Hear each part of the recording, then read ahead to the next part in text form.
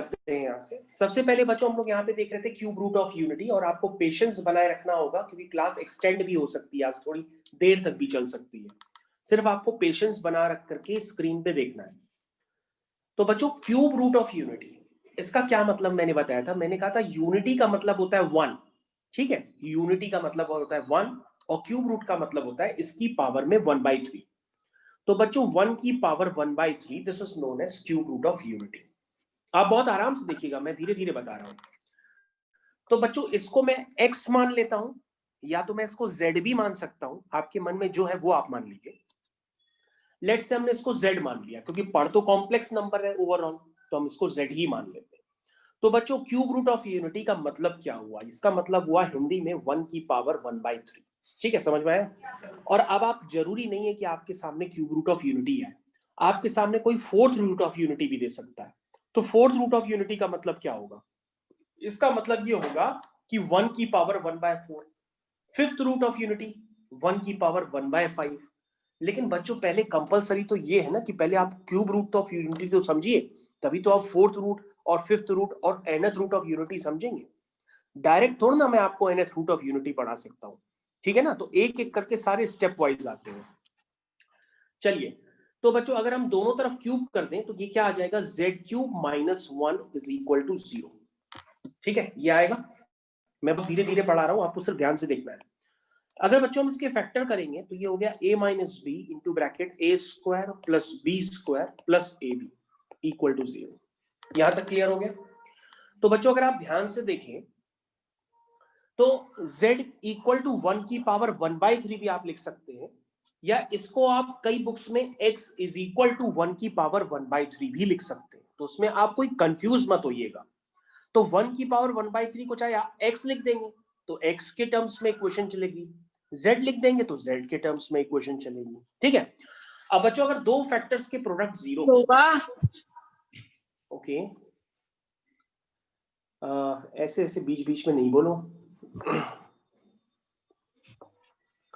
Okay, तो क्या करना है, तो बच्चों जब दो फैक्टर्स के प्रोडक्ट जीरो करेंगे तो यहां पे आ जाएगा z इक्वल टू 1 और z² plus z plus 1 is equal to 0।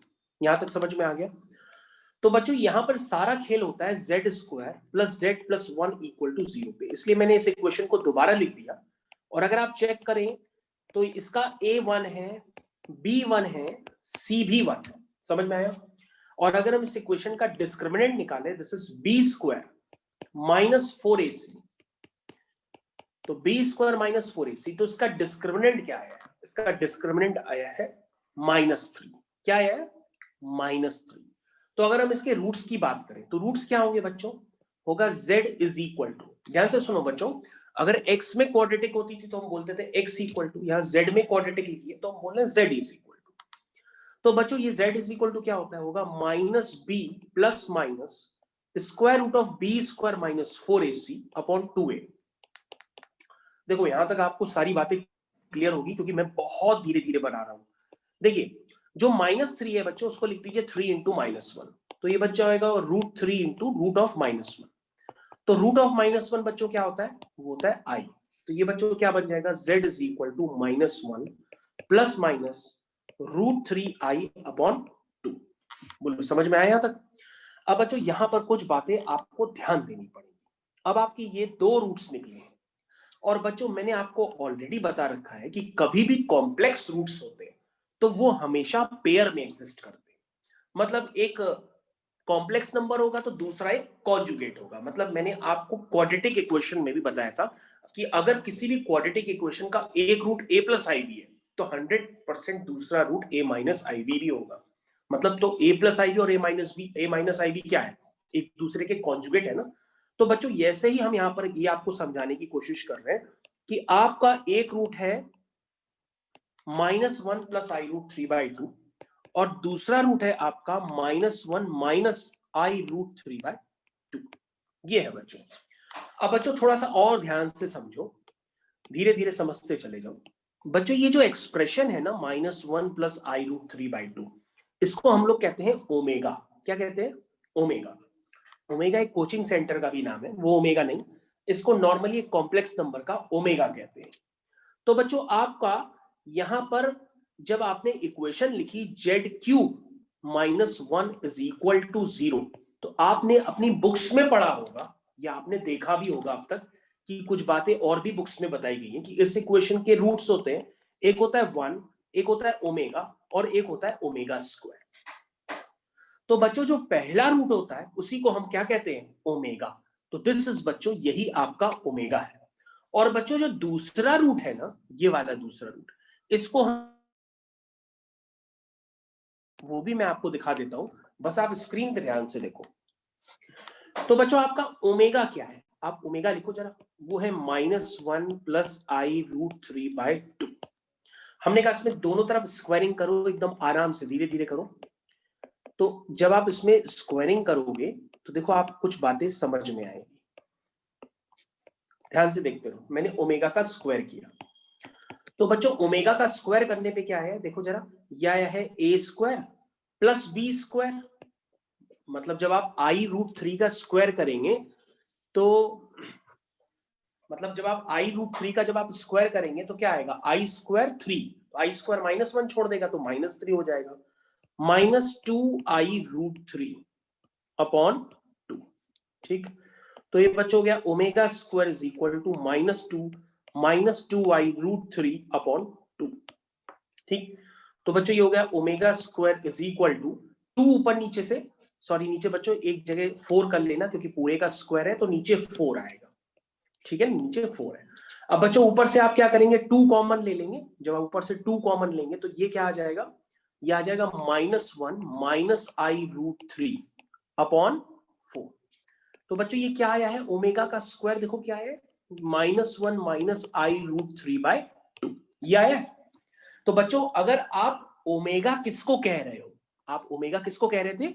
-1 + I√3/2 को, और आपने ओमेगा का स्क्वायर किया तो क्या आ गया? -1 - I√3/2 आ गया ना। इसलिए हम बच्चों एक रूट को ओमेगा कहते हैं तो दूसरे रूट को ओमेगा स्क्वायर कहते हैं। समझ में आया? क्योंकि ओमेगा का स्क्वायर करने पर आपका दूसरा रूट आ जा रहा है। समझ में आया? इसलिए बच्चों आपके पास बुक्स में लिखा रहता है कि अगर x³ - 1 = 0 या z³ - 1 = 0 तो इसके 3 रूट्स होते हैं। एक होता है रियल जो कि आपको नजर आ रहा है, दैट इज 1, और 2 होते हैं इमेजिनरी, एक होता है ओमेगा और एक होता है ओमेगा स्क्वायर। बोलो समझ में आया अब तक? अब बच्चों यहां पर सर, और भी बातें समझो। हाँ बताइए सर हर इक्वेशन में सर 1 जरूर। ओके बस ठीक है बच्चों, अब हम लोग समझते हैं आगे। तो क्या समझना है आगे, जरा ध्यान देते हैं दूसरी बातों की तरफ।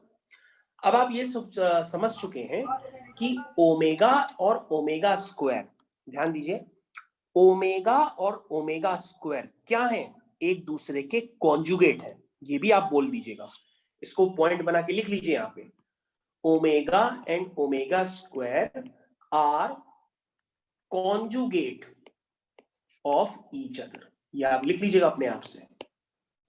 ठीक है, अब बच्चों ध्यान से देखिए, अगर आप लिखते हैं x³ - 1 = 0 तो आपने क्या बताया इस इक्वेशन के रूट्स? एक होगा x = 1, एक होगा x = ओमेगा, एक है x = ओमेगा स्क्वायर। ये तो आप ही ने कहा ना। तो बच्चों ओमेगा क्या करेगा? इस इक्वेशन को सेटिस्फाई करेगा। 1 भी क्या करेगा? इस इक्वेशन को सेटिस्फाई भी करेगा। ओमेगा स्क्वायर भी क्या करेगा? इस इक्वेशन को सेटिस्फाई करेगा, करेगा ना। तो बच्चों अगर हम ओमेगा को सेटिस्फाई करा देते हैं तो ओमेगा क्यूब -1 = 0 आ जाता है। दैट मींस जो ओमेगा क्यूब है वो क्या बन गया? 1 बन गया। ध्यान दीजिए बच्चों, ओमेगा क्यूब वह क्या बन गया? 1 बन गया। और बच्चों अगर हम ओमेगा स्क्वायर को सेटिस्फाई कराते हैं तो बच्चों ओमेगा स्क्वायर का क्यूब -1 = 0। दैट मींस आपने इस इक्वेशन में सेटिस्फाई करा रहे, कंफ्यूज ना होना चाहिए। तो यहां से आ गया ओमेगा की पावर 6 = 1। तो बच्चों यहां से आपको क्या कॉमन ऑब्जर्वेशन मिला? आपको ऑब्जर्वेशन मिला कि ओमेगा की पावर में यदि 3 के मल्टीपल्स आते हैं, ओमेगा की पावर में यदि 3 के मल्टीपल्स आते हैं तो उनकी वैल्यूज क्या होती है? उनकी वैल्यूज होती है 1। बोलो समझ में आया बच्चों?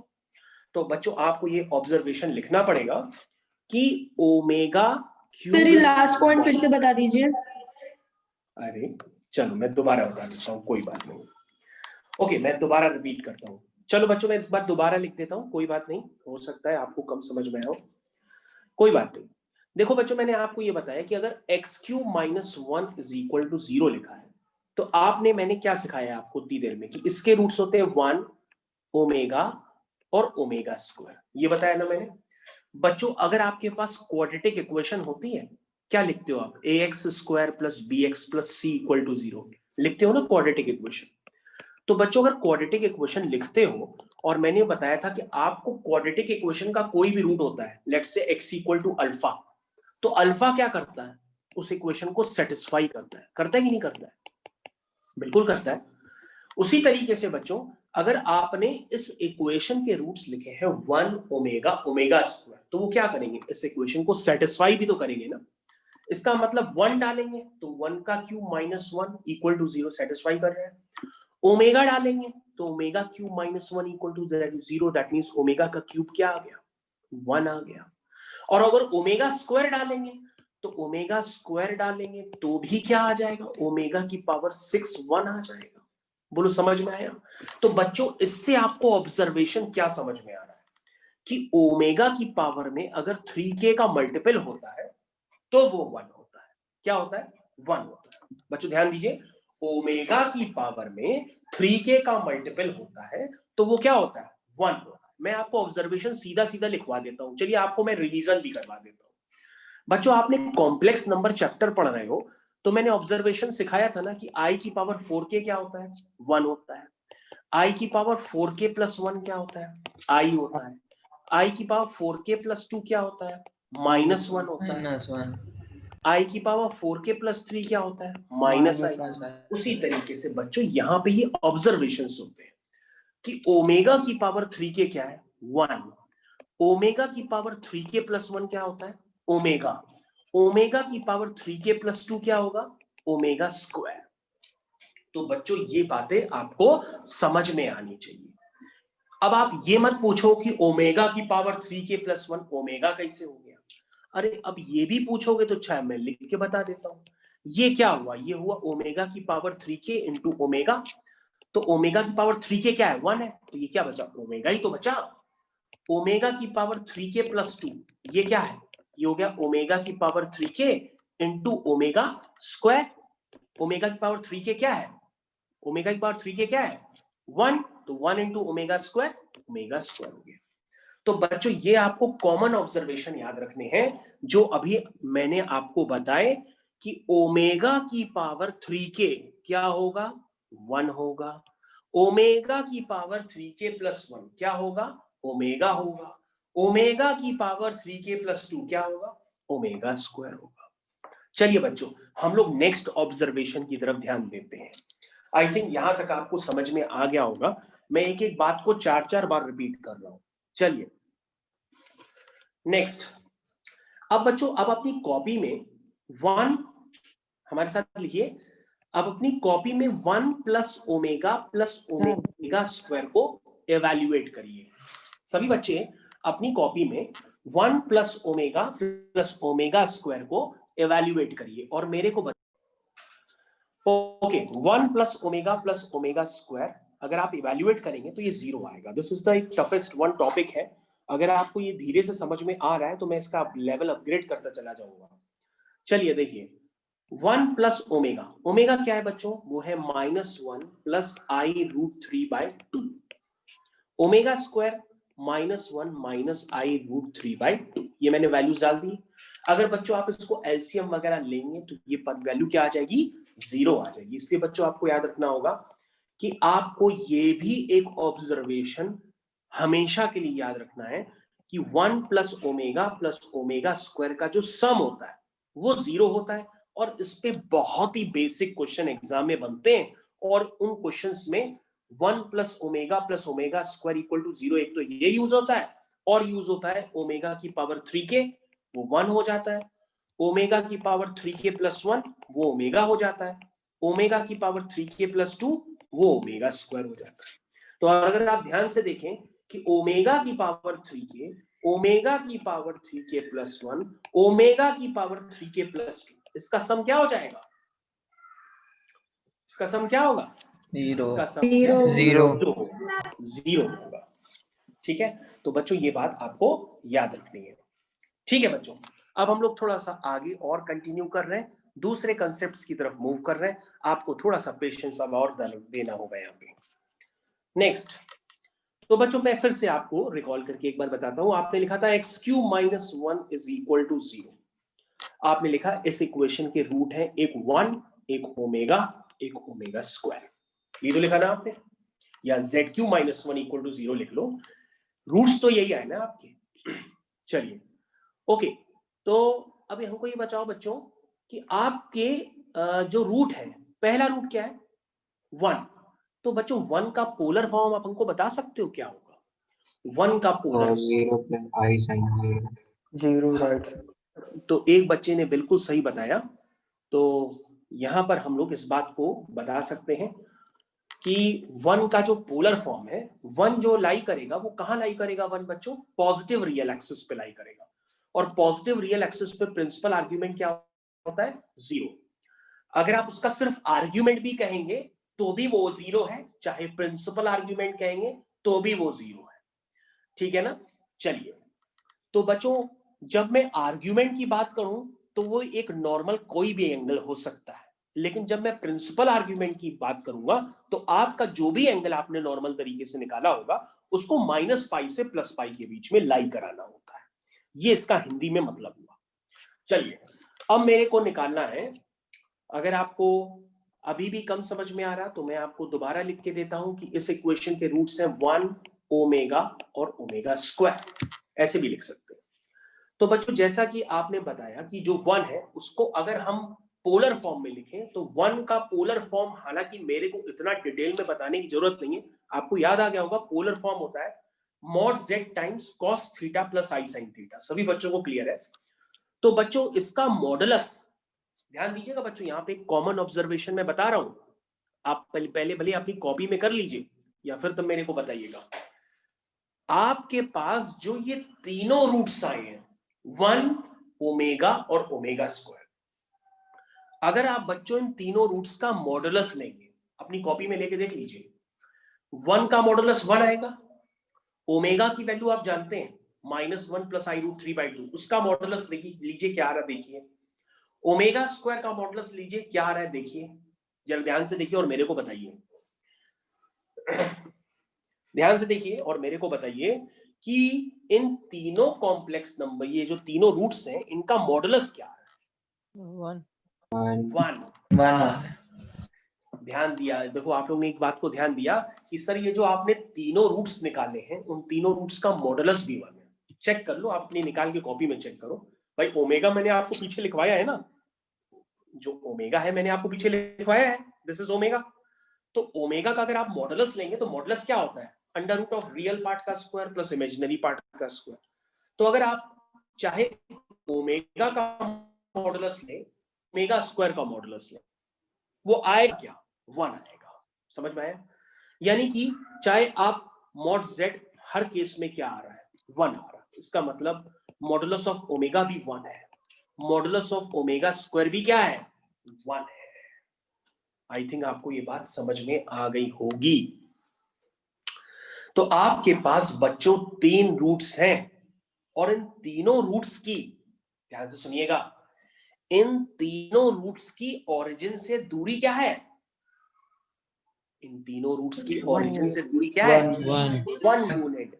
हाँ, क्योंकि मैंने आपको ऐसे कंसेप्ट्स बताए थे कि कभी भी मॉड z इक्वल टू 1 होता है या mod of z - 0 equal to 1 होता है, तो ये क्या रिप्रेजेंट करता है? ये रिप्रेजेंट करता है z की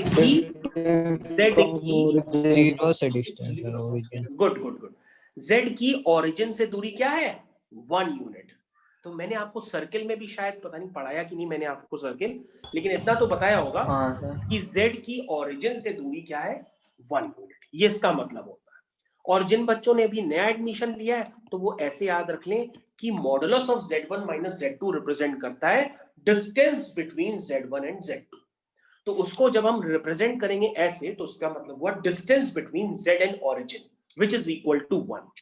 जब कोई वेरिएबल पॉइंट की एक फिक्स पॉइंट से डिस्टेंस एक कांस्टेंट के बराबर होती है तो उस वेरिएबल पॉइंट का पाथ क्या होता है? सर्किल। तो उसका मतलब z का लोकस क्या है? सर्किल। यानी बच्चों ये तीनों रूट्स कहां पे लाई करेंगे? एक ऐसे सर्किल पे जिसकी रेडियस क्या होगी? 1 यूनिट।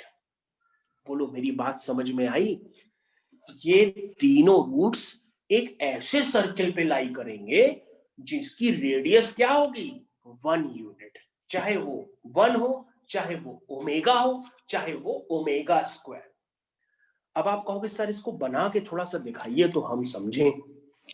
ओके, होपफुली यहां तक आपको समझ में आया होगा। और मैंने आपसे जैसे कहा था कि आपके पहले के लेक्चर्स आपको भैया बहुत अच्छे से पता होने चाहिए, तभी आप यहां पे समझ पाओगे, वरना फिर आपको थोड़ा सा कम समझ में आएगा।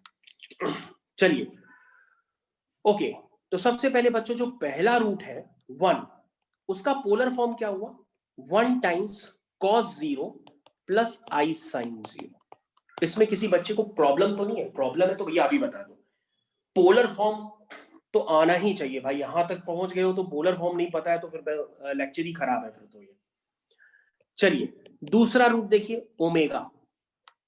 इसका पोलर फॉर्म क्या होगा बेटा? ओमेगा को कोई बताएगा? ओमेगा क्या है? -1 प्लस आई रूट 3/2। एक बच्चा इसका पोलर फॉर्म बता रहा है। चलिए पोलर फॉर्म लिखते हैं इसका। मॉडुलस तो 1 है इसका, यह आएगा cos 2π/3, यही है ना, प्लस आई साइन 2π/3। यह पोलर फॉर्म आपको पता होना चाहिए। अब इस स्टेज पे नहीं पता है तो भैया फिर पता होना चाहिए, मतलब ऐसा मत करिए कि अब आप कहें हमको पोलर फॉर्म ही नहीं पता है। हाँ, अब यहां पे कंफ्यूजन क्या होता है, जो तीसरा वाला होता है रूट ओमेगा स्क्वायर, अगर मैं उसका पोलर फॉर्म पूछता हूं तो उसका पोलर फॉर्म क्या होगा? कोई बता सकता है? -2π/3। हाँ, तो बच्चों ये जो -2π/3 बच्चा बोल रहा है ना, वो उसमें प्रिंसिपल आर्ग्यूमेंट का एंगल बता रहा। मेरे को यहाँ पे प्रिंसिपल आर्ग्यूमेंट नहीं लेना है, मेरे को यहाँ पे एक जनरल एंगल लेना है, क्योंकि जब मैं इनको रूट्स वगैरह में कन्वर्ट करता हूं तो यहाँ पे प्रिंसिपल आर्ग्यूमेंट की कोई नीड नहीं होती है। यदि अगर हम प्रिंसिपल आर्ग्यूमेंट लेंगे तो हम जो यहाँ पर सिखाना चाहते हैं nth रूट ऑफ यूनिटी तक, वो यहाँ पर सक्सेसफुल नहीं हो पाता है। इसलिए हम लोग एक जनरल आर्ग्यूमेंट की वैल्यू लेते हैं, जैसा कि आपको सिखाया जाता है। क्या सिखाया जाता है कि जैसे ही हम इस क्वाड्रेंट में पहुंचते हैं, इधर देखिएगा बच्चों, थोड़ा सा दिखाया, ध्यान दीजिएगा, 0π/2 पाई 3π/2 2π, ऐसे ही आप लिखते हैं। इस क्वाड्रेंट में क्या होता है बच्चों? π/2 माइनस थीटा, जैसे आप सोचते थे पहले। यहां पर क्या होता है बच्चों? π/2 प्लस थीटा। याद आया? ये ASTC में करा करते थे, याद आ गया? अब बच्चों बिल्कुल वैसे ही सोचिए कि अगर हम इस क्वाड्रेंट में हैं और अगर हम पूरी तरीके से आर्ग्यूमेंट के बारे में सोचें तो पूरी तरीके से भी सोच सकते हैं कि आर्ग्यूमेंट क्या है। आपको हमारे साथ बना रहना पड़ेगा। दिस इज आर्ग्यूमेंट, इसी को हम लोग कहते हैं अल्फा। क्या कहते हैं? अल्फा। अगर हम इस क्वाड्रेंट में आएंगे तो यहां पे ध्यान दीजिएगा, अभी भी हमारे साथ बने रहिए, जहां आपने छोड़ा आपका लेक्चर गया। इधर देखिए, ये वाला आर्ग्यूमेंट क्या है? Minus alpha. आप ऐसे ही तो लिखते हो, ऊपर वाला होता है अल्फा, नीचे वाला होता है माइनस अल्फा। अल्फा क्या होता है? tan inverse mod y/x। याद आया? लेकिन ये अल्फा और माइनस अल्फा पहले से ही -π से π के बीच में लाई करते हैं, तो चाहे आप इसको प्रिंसिपल आर्ग्यूमेंट कहो चाहे आर्ग्यूमेंट कहो। ओके, इधर ध्यान दीजिएगा, अभी भी इधर आइए, यहां पर कौन सा आर्ग्यूमेंट है? तो तुम कहोगे सर यहां पर होता है पाई माइनस अल्फा। कितना हुआ? Pi minus alpha. तो ये कितना हुआ? ये आपका होता है, इधर ध्यान दीजिएगा, अभी भी सभी बच्चे इधर ध्यान दें, इधर ध्यान दें, ये एंगल कितना हुआ? Pi minus alpha. बोलो समझ में आया? क्योंकि पाई में से मैंने अल्फा हटा दिया तो पाई माइनस अल्फा। अगर बच्चों अगर हम नीचे चले जाएं, ये पहले के लेक्चर्स पढ़े होना बहुत जरूरी है, वरना समझ में कम आएगा। फिर आपको जितना समझ में आए अभी उतना समझिए, फिर आपको 12th में मैं और भी बताऊंगा। ओके, यहां पर अगर हम ध्यान दें तो प्रॉब्लम यहां से क्रिएट होती है। तो बच्चों ये कौन सा एंगल हुआ? जो अभी मैंने आपको बताया। तो आप कहोगे सर अगर आप रोटेशन वाइज देखेंगे तो रोटेशन वाइज क्या होता है, रोटेशन वाइज होगा सर पाई प्लस अल्फा। तो रोटेशन वाइज अगर हम देखेंगे तो रोटेशन वाइज एंगल क्या है, वो एंगल है पाई प्लस अल्फा। बोलो समझ में आया भैया? देखो ना ये अल्फा है और बाकी आप पाई घूमे तो पाई प्लस अल्फा हुआ, नहीं समझ में आएगा तो ये पाई प्लस अल्फा हुआ। लेकिन बच्चों जो पाई प्लस अल्फा होता है ना वो माइनस पाई से पाई के बीच में नहीं लाई करता है। पाई प्लस अल्फा जो होता है वो माइनस पाई से पाई के बीच में नहीं लाई करता है, इसलिए हम उसको लाई कराने के लिए क्या यूज करते हैं, माइनस पाई प्लस अल्फा। उसको इस तरह से यूज करते हैं तो वो आपका प्रिंसिपल आर्ग्यूमेंट में कन्वर्ट हो जाता है। लेकिन अगर हम प्रिंसिपल आर्ग्यूमेंट की बात ना करें तो आपका वैसे आर्ग्यूमेंट क्या है, आप कहोगे पाई प्लस अल्फा। और बच्चों अगर हम घूमते घूमते घूमते, इधर देखो ध्यान से देखो मेरी स्क्रीन पे देखो, अगर बच्चों ये देखो घूमते घूमते घूमते घूमते अगर हम यहां पे पहुंच जाए तो ये एंगल क्या होगा, कौन सा 2 पाई में से अल्फा माइनस कर दो तो ये होगा 2 पाई माइनस अल्फा। लेकिन 2 पाई माइनस अल्फा ही तो जनरल आर्ग्यूमेंट है, ये आर्ग्यूमेंट निकालोगे तो ये प्रिंसिपल नहीं होगा क्योंकि ये माइनस पाई से पाई के बीच में बाहर चला गया इंटरवल से, ठीक है ना।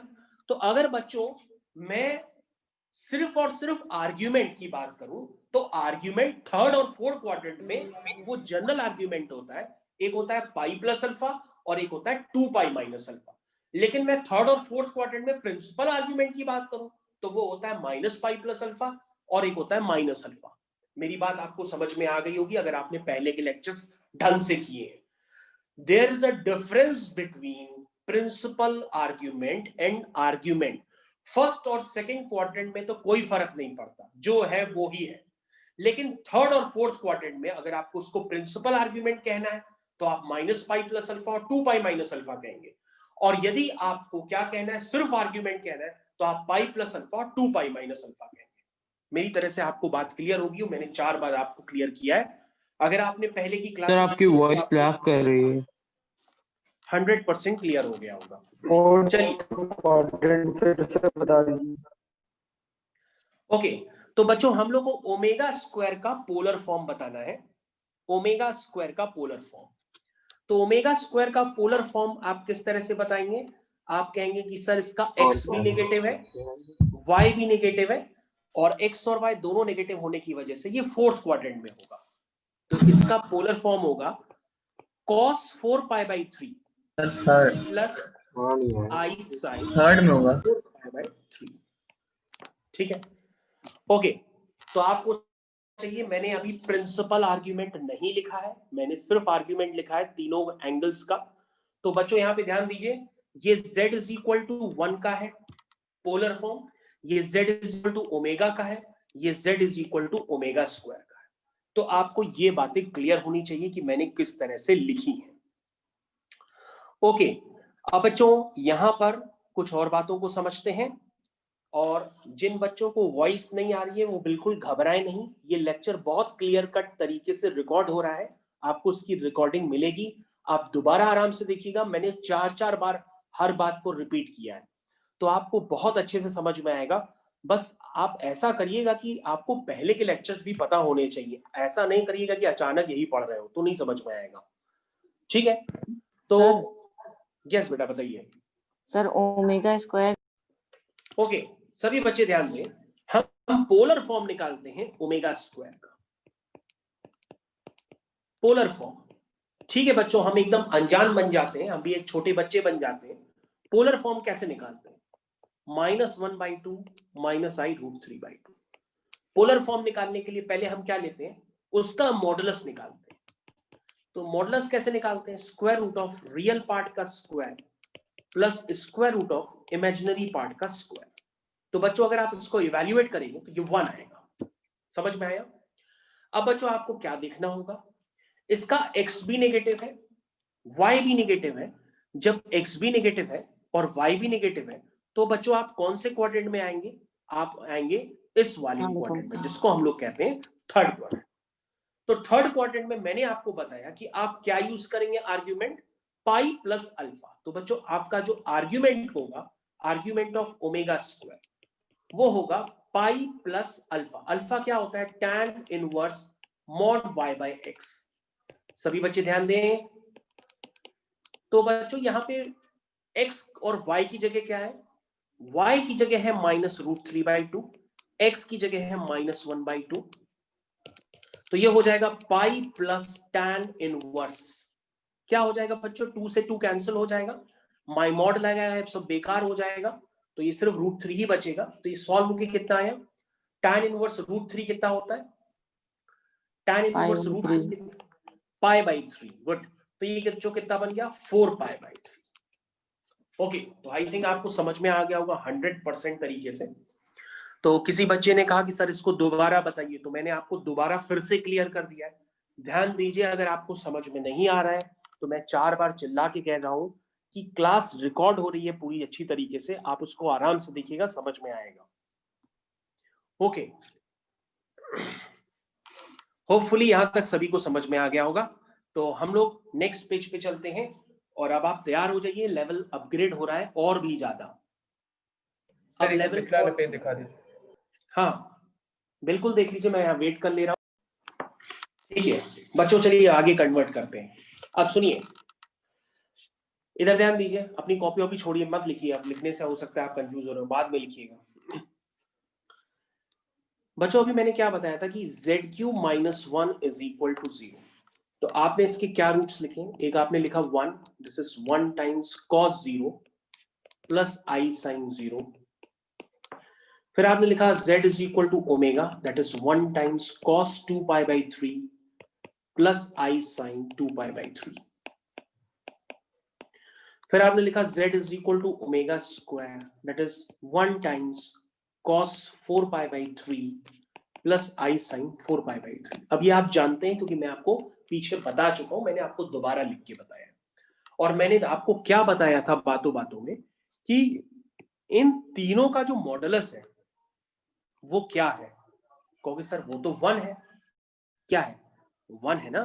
तो इसका मतलब जब कॉम्प्लेक्स नंबर का मॉडुलस 1 होता है तो वो क्या रिप्रेजेंट करता है, तुम कहोगे वो एक सर्किल को रिप्रेजेंट करता है जिसकी रेडियस क्या होती है, जिसकी रेडियस होती है 1 यूनिट।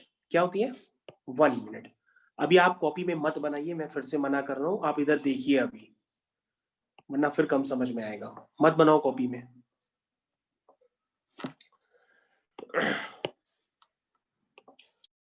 तो देखिए, हाँ, तो बच्चों अब ये सर्किल बन गया है, इसकी रेडियस 1 यूनिट है, जरा ध्यान से देखिए। तो बच्चों तीनों रूट्स को जरा दिखाइए, क्योंकि आपने बताया कि z हो उसका भी मॉडुलस 1 हो। तो पहला रूट बच्चों ये है आपका, देखिए मैं आपको दिखा रहा हूं, दिस इज 1, ये आपका पहला रूट है। क्या बताया मैंने, cos 0 प्लस I sin 0 बताया ना। अब बच्चों थोड़ा ये बताओ, मैंने आपको पिछले टर्म पे यूलर्स फॉर्म बताया था, मैं यूलर्स फॉर्म यूज कर लूं क्योंकि जगह बहुत कम है। यूलर्स फॉर्म मैंने आपको बताया था, मैंने बताया था e की पावर I थीटा होता है cos theta plus I sin theta. मतलब cos theta plus I sin theta को आप क्या लिखते हैं, e की पावर I थीटा। लिख लें हम इसको ऐसे, किसी को कोई दिक्कत? Yes sir. तो बच्चों हम इसको लिख सकते हैं e की पावर I इंटू 0, इसको लिख सकते हैं e की पावर I 2π/3, इसको क्या लिख सकते हैं, e की पावर I 4π/3 लिख सकते हैं। तो बच्चों आपका ये पहला रूट है, क्या है ये, e की पावर I 0। दूसरा रूट कहां है, कहोगे सर दूसरा रूट जो है ना वो 2π/3 एंगल बना रहा है। अरे भैया अभी बनाया तो था मैंने आपके सामने 2π/3 एंगल, कैसे कहां होगा 2π/3 एंगल, सर 2π/3 120 होता है, तो 120 सर बनाइए आप, तो 123 कहां होगा, ऐसे ही तो घूम के जाओगे 123 के लिए, जाओ 123 बनाओ। ये आपका दूसरा रूट है, ठीक, बोलो समझ में आया।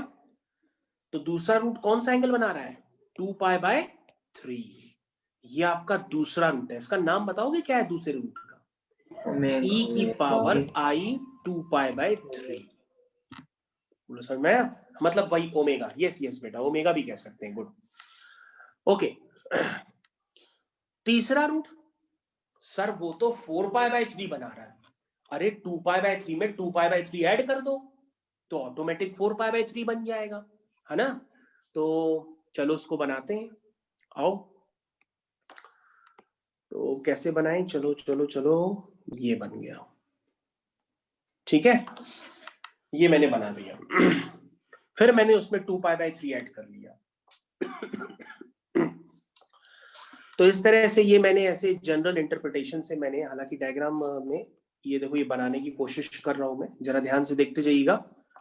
ये एंगल कितना हो गया 4π/3, या पूरा ना बना करके बीच का ही दिखा दीजिए, बीच का भी आप दिखा सकते हैं। ये भी एंगल कितना है 2π/3, ठीक, 2π/3 प्लस 2π/3 कितना हुआ 4π/3। बच्चों ये बचा हुआ एंगल कोई बता सकता है कितना होगा? ये बचा हुआ एंगल 2π/4π/3। तो तुम कहोगे सर 2π/3 जो होता है वो 120 होता है। 2π/3 कितना होता है? पाई की जगह 180 डाल दो तो 120 है। तो 120 प्लस 120 प्लस 120 दैट इज 360। तो देखो बच्चों मैंने तीनों रूट्स को ज्योमेट्रिकल रिप्रेजेंटेशन दे दिया है। अब आप कहोगे सर इतना करने की जरूरत क्यों है? अरे जरूरत है ना, अगर आपको इतना ही नहीं समझ में आया तो फिर आप नहीं कर पाएंगे जो nth रूट ऑफ यूनिटी पिछले टर्म से बोल रहे हैं, वो कर ही नहीं पाएंगे फिर आप। ओके, तो देखो बच्चों मैंने ये तीनों रूट्स को जब एक दूसरे से ज्वाइन किया तो ये क्या बना है? ये बना है एक रेगुलर पॉलीगन। कितने साइड्स का? 3 साइड्स का रेगुलर पॉलीगन ऑफ 3 साइड्स। और इस पॉलीगन का क्या नाम है? Equilateral triangle. Equilateral triangle. तो बच्चों तुमने इसको इक्विलैटरल ट्रायंगल क्यों कहा बताओगे? कहोगे सर ऑब्वियस सी बात है ये इक्विलैटरल ट्रायंगल है सर। क्यों है इक्विलैटरल ट्रायंगल? अरे सर आप कोई भी एक ट्रायंगल ले लीजिए, जैसे सर मान लीजिए सर हम इक्विलैटरल ट्रायंगल भी नहीं बता पा रहे हैं कि इक्विलैटरल ट्रायंगल क्यों है ये, तो भैया एक हमने छोटा सा ट्रायंगल ले लिया, इसमें ये कितना है 2π/3 यानी 120 डिग्री है। और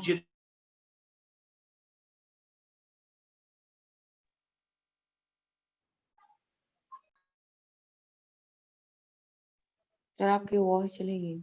तो आपकी वॉइस नहीं आ रही है।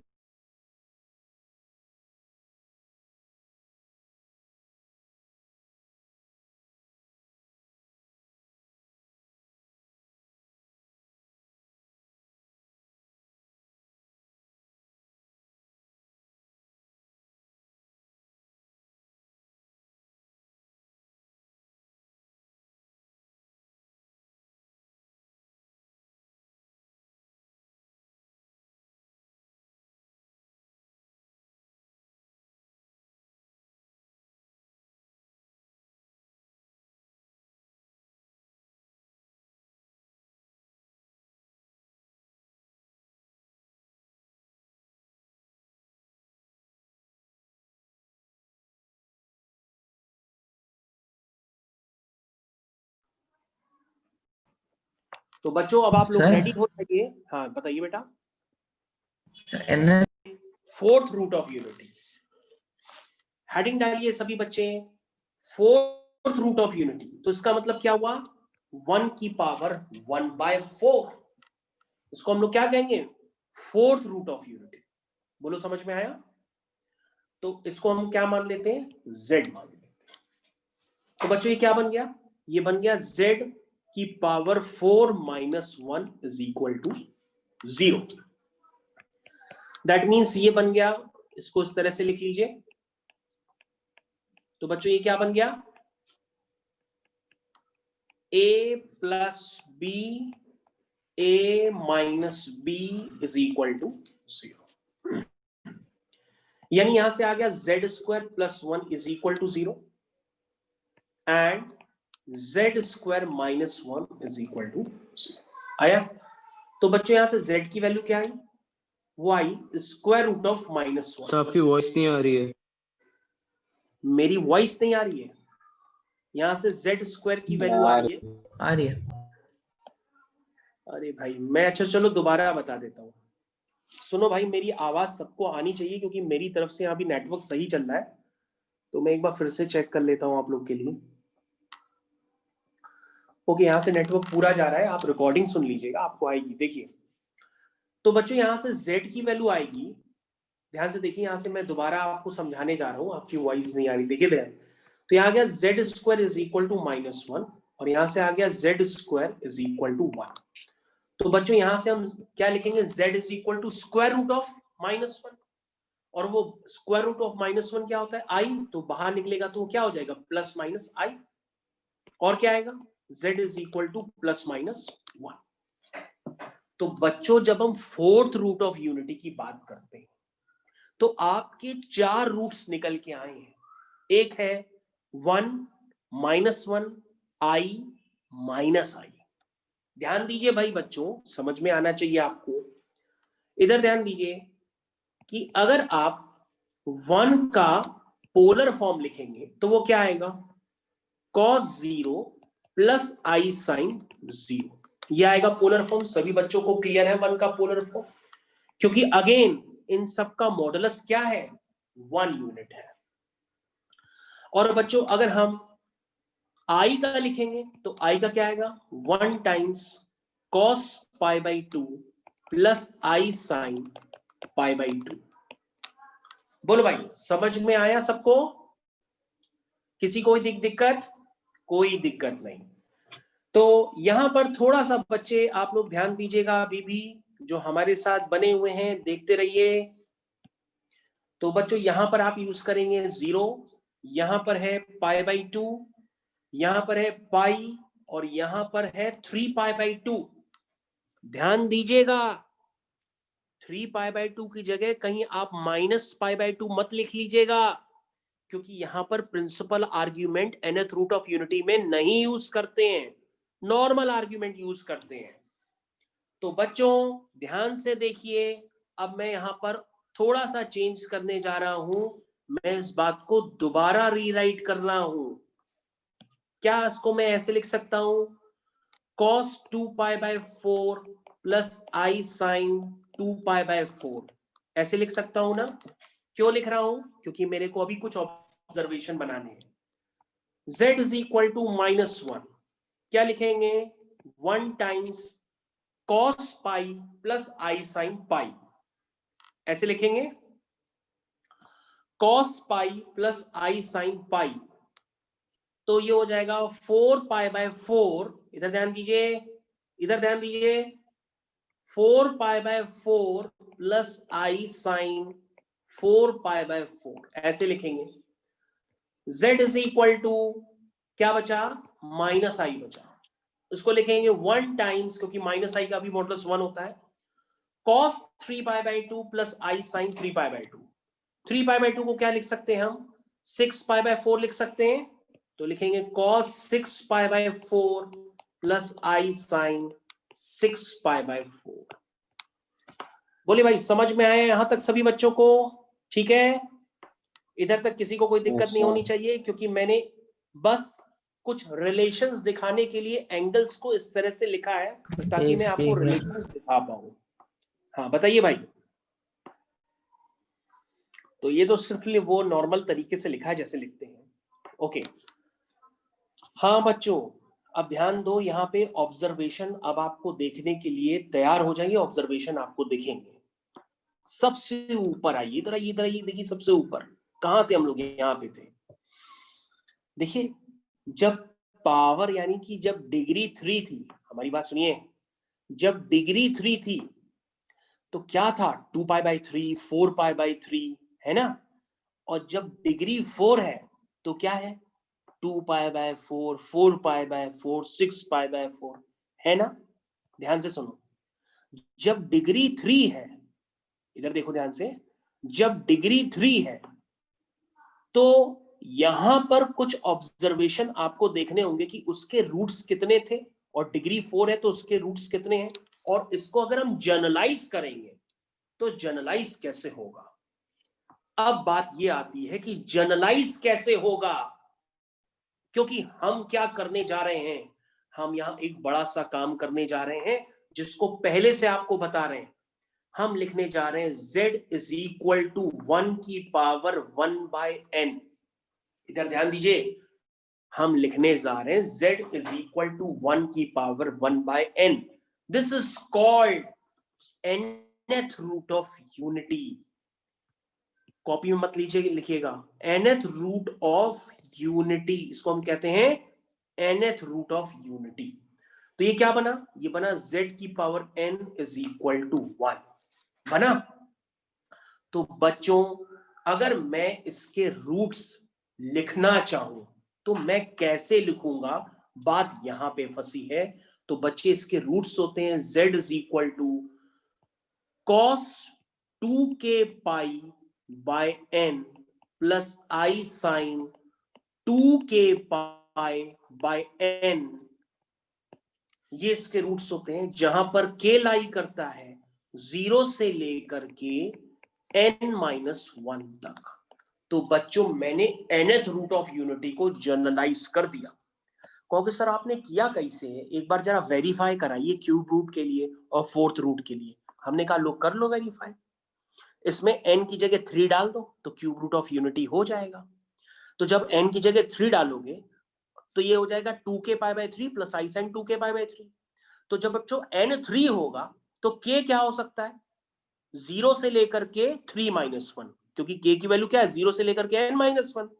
तो अगर n 3 होगा तो k की वैल्यू होगी 0 से लेकर 3-1 यानी 0 से लेकर 2 तक। तो एक बार 0 डालोगे तो पहला रूट आ जाएगा, आएगा cos 0 प्लस आई साइन 0। और अगर n की वैल्यू जब आप क्या डालेंगे, n की वैल्यू जब आप डालेंगे 1 तो आपके पास दूसरा रूट आ जाएगा क्यूब रूट ऑफ यूनिटी का। n की वैल्यू 2 डालेंगे तो तीसरा रूट आ जाएगा। देखो समझ में आया कि नहीं, मैं आपको फोर्थ रूट ऑफ यूनिटी के लिए फिर से बताता हूं। चलो फोर्थ रूट ऑफ यूनिटी के लिए वेरीफाई कर लो। जब फोर्थ रूट ऑफ यूनिटी के कहेंगे तो n की जगह 4 होगा, तो फॉर्म क्या बना, cos 2k pi by 4 plus I sine 2k pi by 4। के कहां से लाई करेगा, 0 से लेकर के 4-1 यानी कि 0 से लेकर 3 तक। 0 डालेंगे चेक कर लो ये पहला रूट आ जाएगा, 1 डालेंगे चेक कर लो दूसरा रूट आ जाएगा, 2 डालेंगे तीसरा रूट, 3 डालेंगे चौथा रूट। बोलो समझ में आया सबको कि nth रूट ऑफ यूनिटी को मैंने कैसे जनरलाइज कर दिया। बोलो समझ में आया, कितने बच्चों को समझ में आया nth रूट ऑफ यूनिटी का? Yes sir. आ गया। तो बच्चों this is the concept of nth root of unity, जिसमें दे दनादन क्वेश्चन बनते, इतने बनेंगे कि तुम कहोगे कि इसमें इतने सारे क्वेश्चंस बन सकते हैं जेई में। हाँ बनते हैं काफी सारे, लेकिन पहले आपको क्यूब रूट पता होना चाहिए, फोर्थ रूट पता होना चाहिए, तब आपको nth रूट से समझ में आएगा। लेकिन आप कहोगे हमको तो nth का पढ़ना है बाकी कुछ पढ़ना ही नहीं है, तो फिर समझ में नहीं आएगा। तो nth रूट ऑफ यूनिटी का कंसेप्ट ये होता है। अभी और भी कंसेप्ट है लेकिन पेशेंस रखिए, पहले मैं फोर्थ रूट ऑफ यूनिटी को आपको और बताता हूं। ये देखिए आपकी स्क्रीन पे फोर्थ रूट ऑफ यूनिटी दोबारा मैंने आपकी स्क्रीन पे लगाया है। आइए जरा फोर्थ रूट ऑफ यूनिटी को डायग्रामेटिकली एक्सप्लेन करते हैं। क्या ये पॉलीगन बनाता है कि नहीं बनाता, और चेक करते हैं। तो ये पॉलीगन बनाता है कि नहीं बनाता, इसको चेक करते हैं। आओ भैया, ये तो मैंने बता ही दिया कि सबके मॉडुलस चाहे फोर्थ रूट हो चाहे सिक्स्थ रूट हो, उनके जितने भी रूट्स होंगे सबके मॉडुलस क्या होंगे, 1 होंगे। तो इसका मतलब ये क्या रिप्रेजेंट करेंगे, सबके सब एक सर्किल को रिप्रेजेंट करेंगे जिसकी रेडियस क्या होगी, 1 यूनिट। तो फिर से आप 1 यूनिट रेडियस का सर्किल बना लो, बना लिया। उसके बाद आप सारे रूट्स इसमें दिखाओ, आ जाओ। तो बच्चों अगर हम फोर्थ रूट ऑफ यूनिटी की बात करें तो उसमें पहला रूट क्या है, शॉर्ट में लिख रहे हैं, आप इधर ध्यान दो, शॉर्ट में e की पावर i0। दूसरा रूट क्या है, e की पावर i पाई बाई 2।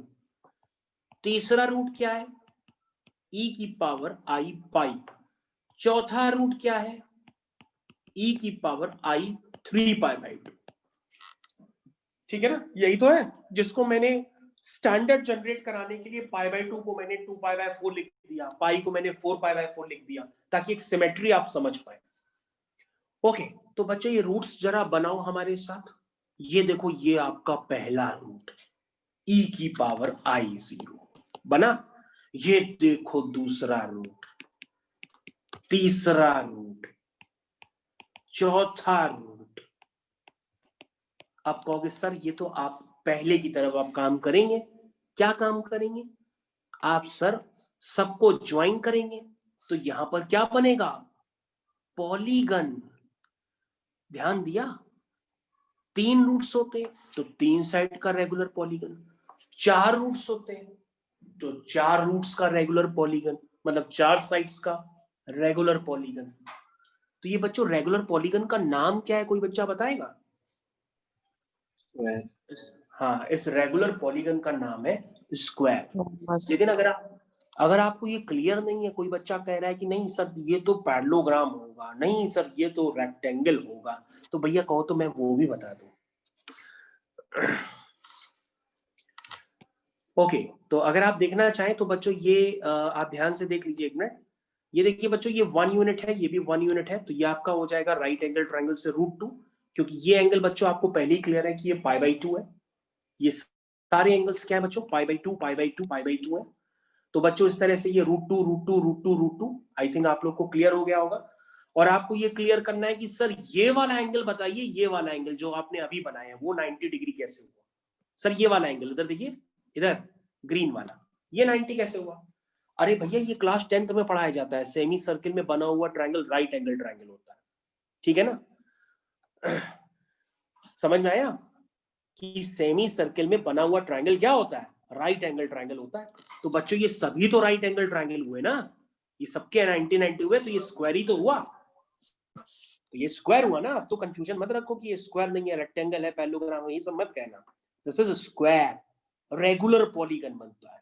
तो एक अभी बच्ची का मैसेज आया कि सर इसका मतलब ये हुआ कि जब nth रूट ऑफ यूनिटी करेंगे तो उसमें n साइडेड पॉलीगन बनेगा और उसमें उसकी नंबर ऑफ साइड्स कितनी होगी, n होंगी। यस बेटा बिल्कुल।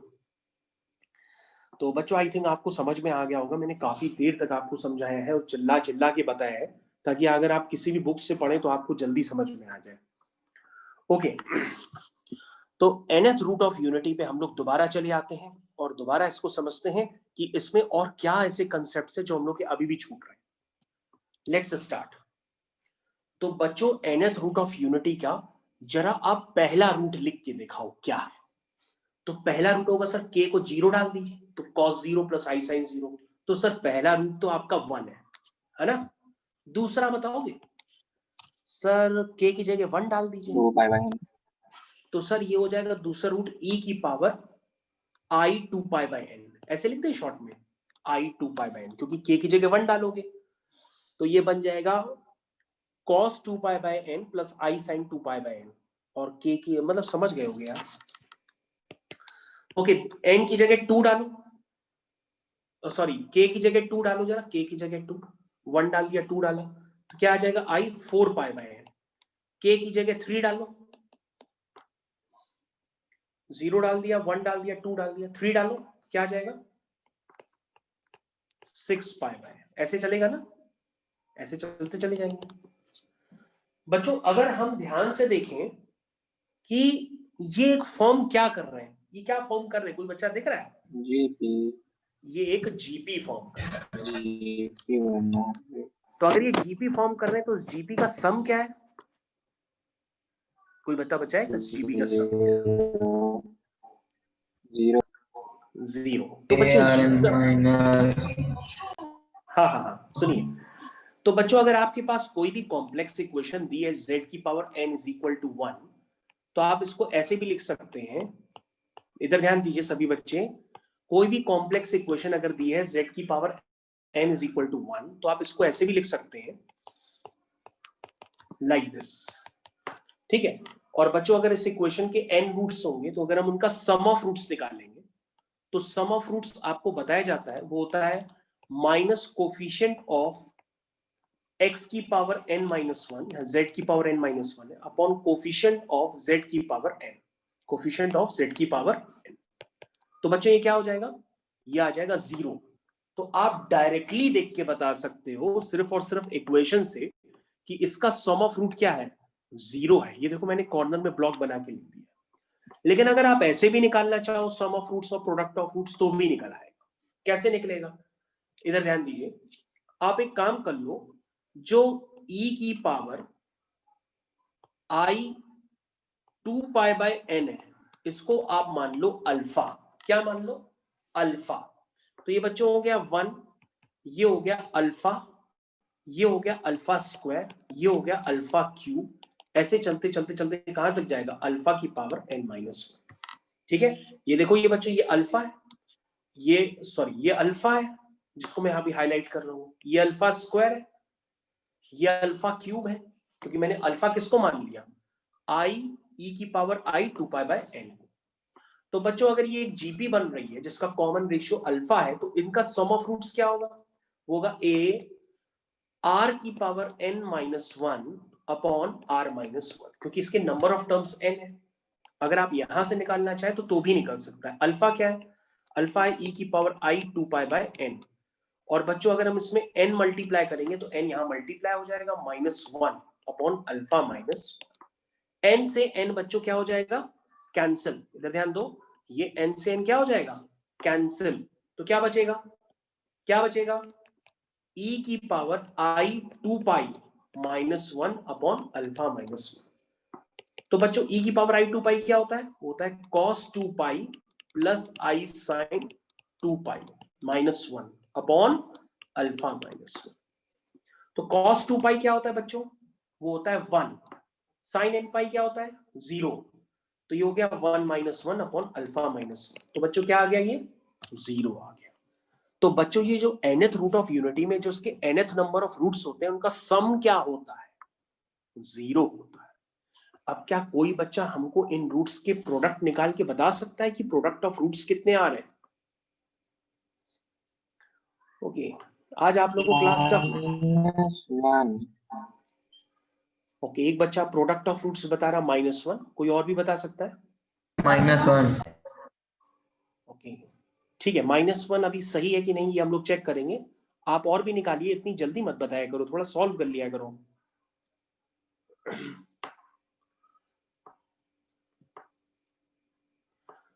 अच्छा ये जो है, इनको आवाज मेरी कैसे पहुंच रही है? ये क्या म्यूट करके स्क्रीन देखते हैं? ये पुष्कर त्रिपाठी,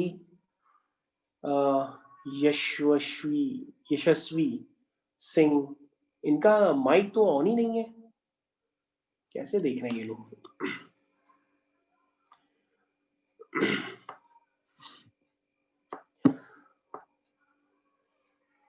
चलिए हम लोग प्रोडक्ट ऑफ रूट्स निकालते हैं और चेक करते हैं जो आपने बताया वो सही है कि गलत है। चलिए तो बच्चों प्रोडक्ट ऑफ रूट्स के लिए तैयार हो जाइए। सबसे पहले अगर आप ध्यान से देखें तो आपका प्रोडक्ट ऑफ रूट्स होगा 1 alpha alpha square alpha cube dot dot alpha की पावर n-1। जहां पे बच्चों मैंने अल्फा को क्या लेट कर रखा था? e की पावर आई 2π/n, e की पावर आई 2π/n। तो बच्चों बने रहिएगा। तो अगर हम इनका प्रोडक्ट ऑफ रूट्स निकालेंगे तो आएगा अल्फा की power 1 + 2 + 3 + dot dot dot n-1। तो this is product of roots. तो बच्चों ये हो जाएगा अल्फा की power sum of first n-1 terms of ab 1/2 n-1। यही होगा ना? यही होता है ना? ठीक है, अब अल्फा की वैल्यू डाल दीजिए, e की पावर आई 2π/n, ये मल्टीप्लाई होगा 1/2 n-1। तो बच्चों ये क्या बन गया? n से n क्या हुआ? कैंसिल हुआ। 2 से 2 कैंसिल हुआ। क्या बचा ये बच्चों? ये बचा आई पाई टाइम्स n-1। ये बचा आई पाई टाइम्स n-1। ध्यान से देखिए, ठीक है, ये बचा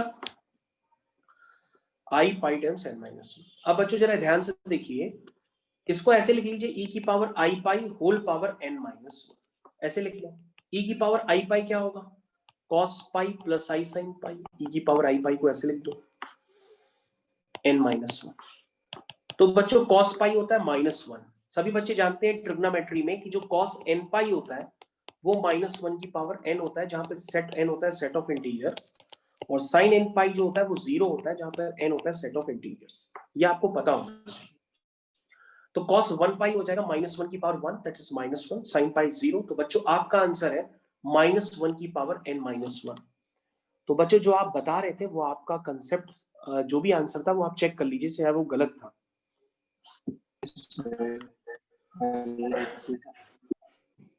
तो प्रोडक्ट ऑफ रूट्स होता है -1 की power n-1। This is the product of roots. अब बच्चों हम इसको डायग्रामेटिकली एक बार समझा देते हैं। 1 प्लस अल्फा, इधर ध्यान दीजिए हर बच्चा, इधर ध्यान दीजिए। 1 इंटू अल्फा स्क्वायर, अल्फा की पावर n-1, दिस इज -1 की पावर n-1। और सम ऑफ रूट्स तो मैंने आपको बता ही दिया है, वो क्या है, 0। ठीक, यहां तक समझ में आ गया। अब बच्चों अगर हम इसको डायग्राम वाइज समझाएं तो कैसे समझाएंगे, तो उसको मैं बता देता हूं। ये देखो बच्चों, तो अभी भी आपको ये बात क्लियर है कि ये जितने भी nth और रूट ऑफ यूनिटी में जितने भी रूट्स थे, nth रूट ऑफ यूनिटी में जितने भी रूट्स थे, उन सबका मॉडुलस क्या है? आप कहोगे सर उन सबका मॉडुलस तो 1 ही है। क्या है? 1। तो अगेन वो कहां लाई करेंगे? एक सर्किल पे लाई करेंगे, ठीक है। तो nth और रूट ऑफ यूनिटी के जरा रूट्स लिखो। पहला रूट क्या होगा? एक बच्चे ने बताया था स्टार्ट होते ही क्लास कि सबका रूट सर 1 तो जरूर होता है, होगा ना। तो पहला रूट इधर देखिए, nth रूट ऑफ यूनिटी का एक कंसेप्ट लिखा हुआ है। पहला रूट क्या है? पहला रूट है 1, ये देखिए लिखा है आपकी स्क्रीन के सामने। दूसरा रूट क्या है? cos 2π/n plus i sin 2π/n। तीसरा रूट क्या है? cos 4π/n plus i sin 4π/n। ऐसे ही ना। तो पहला रूट आपका कहाँ है? ये है। दूसरा रूट क्या है? वो 2π/n। तो कैसे बनाएंगे बच्चों उसको? ये आपका 2π/n, ये दूसरा रूट। ये एंगल कितना है बच्चों? 2π/n, ये, ठीक है। ये दूसरा रूट आपका। तीसरा रूट कैसे बनाएंगे? तीसरा रूट कैसे बनाएंगे? ऐसे ही बनाएंगे और क्या, 4π/n। तो ये एंगल क्या है? 2π/n में 2π/n जुड़ जाएगा, फिर 4π/n हो जाएगा। ये भी 2π/n है ना। समझ में आया? ये तीसरा रूट। तो बच्चों ऐसे कहां तक ये रूट चलेंगे बताओ? n-1 तक चलेंगे, क्योंकि आखिरी रूट में क्या था? k की जगह n-1 ही तो था। तो आखिरी रूट आपका यहां होगा। तो बच्चों अगर हम इन सारे रूट्स को ज्वाइन करेंगे तो ये क्या बनेगा पता है? ये बनेगा एक n साइडेड पॉलीगन। ये देखो ऐसे, देखो मेरी स्क्रीन पे देखो, ये क्या बनेगा? n साइडेड पॉलीगन बन रहा है ना, इस तरह से। This is n sided polygon. तो आई थिंक आप लोगों को कंसेप्ट काफी अच्छे से क्लियर हो गए होंगे कि ये कंसेप्ट किस तरह से चलता है। कौन सा? Cube root of unity, fourth root of unity, nth root of unity. अब इसके आगे फिर और भी आता है, कहोगे तो और बढ़ा देंगे। फिर इसके आगे आता है डिमाइवर्स थ्योरम। फिर क्वेश्चंस वगैरह होते हैं, कंसेप्ट्स कम नहीं है इसमें, कंसेप्ट्स जितने बढ़ाते चले जाओ बढ़ते चले जाते हैं। मेरे ख्याल से आज की क्लास आप लोग को समझ में आ गई होगी होपफुली।